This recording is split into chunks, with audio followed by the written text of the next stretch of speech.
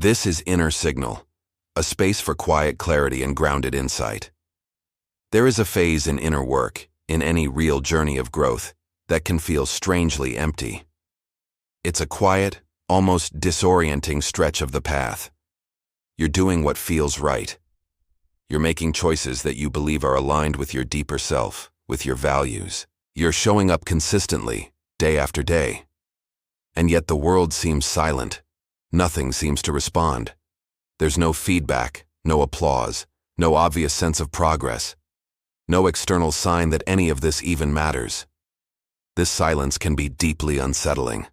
Our systems, our very minds, are wired to look for signals. We crave feedback. Signals tell us we're on the right track. They confirm our direction, reduce uncertainty, and give us a sense of safety. They're like little signposts on the road that say, "Keep going, you're headed the right way." So when these signals disappear, when the echoes stop coming back, the mind naturally starts to question everything.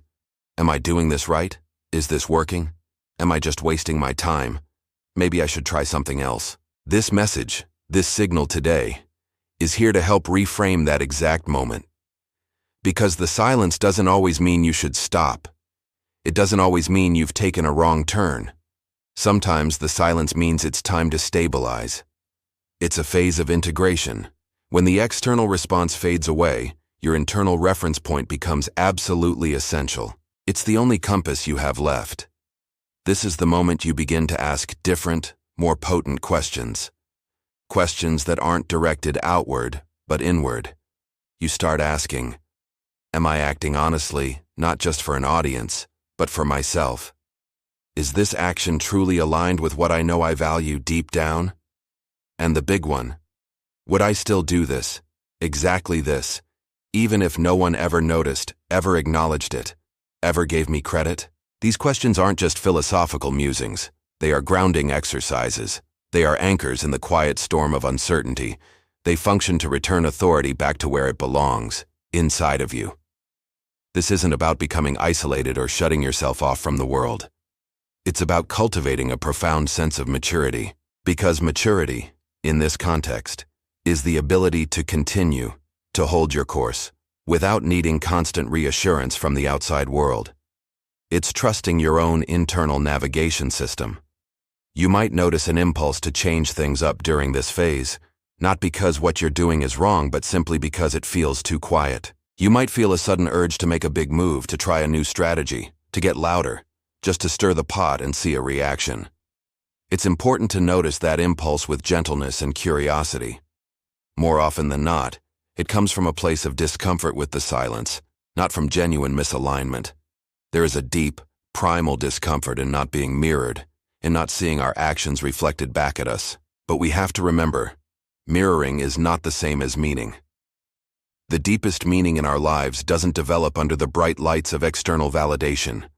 It develops quietly, in the steady, unassuming moments of commitment. If you can allow this phase to unfold, if you can resist the urge to fill the silence, something truly important begins to happen. You stop performing correctness. You stop trying to look like you're doing the right thing. And instead, you start inhabiting it. You start living it from the inside out.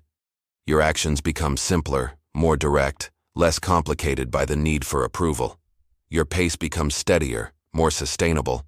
That constant, exhausting self-checking, the mental habit of looking over your shoulder to see who's watching, begins to reduce. This isn't apathy. It's not that you stop caring.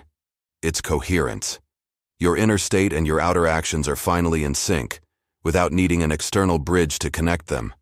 You might also notice that the pressure to explain yourself starts to fade. When you're grounded in your own conviction, you no longer feel the need to justify your choices to others. You don't need to convince anyone. You don't need to demonstrate your value. You don't need to build a case for your own life. You simply act. You simply are. This is the quiet formation of internal authority.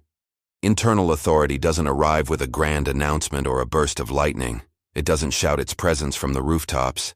It settles.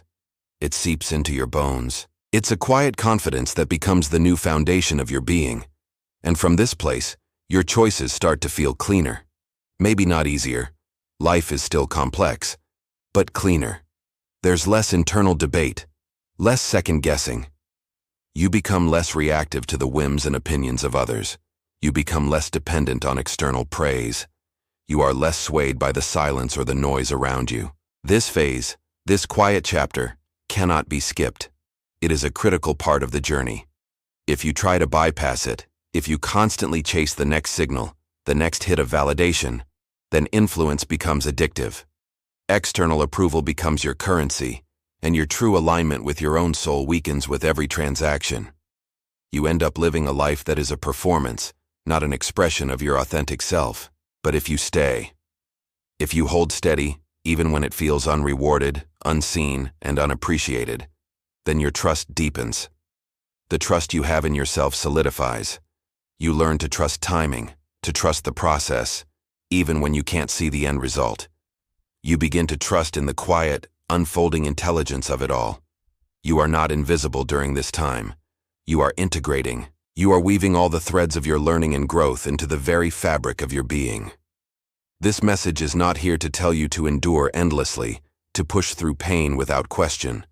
It is simply a reminder that this specific phase of quiet has a profound purpose. It is a crucible for your character. Let the absence of response refine you, not discourage you. Let it burn away the need for an audience, leaving only the pure, resilient core of your conviction. So, continue. Not loudly, to get attention.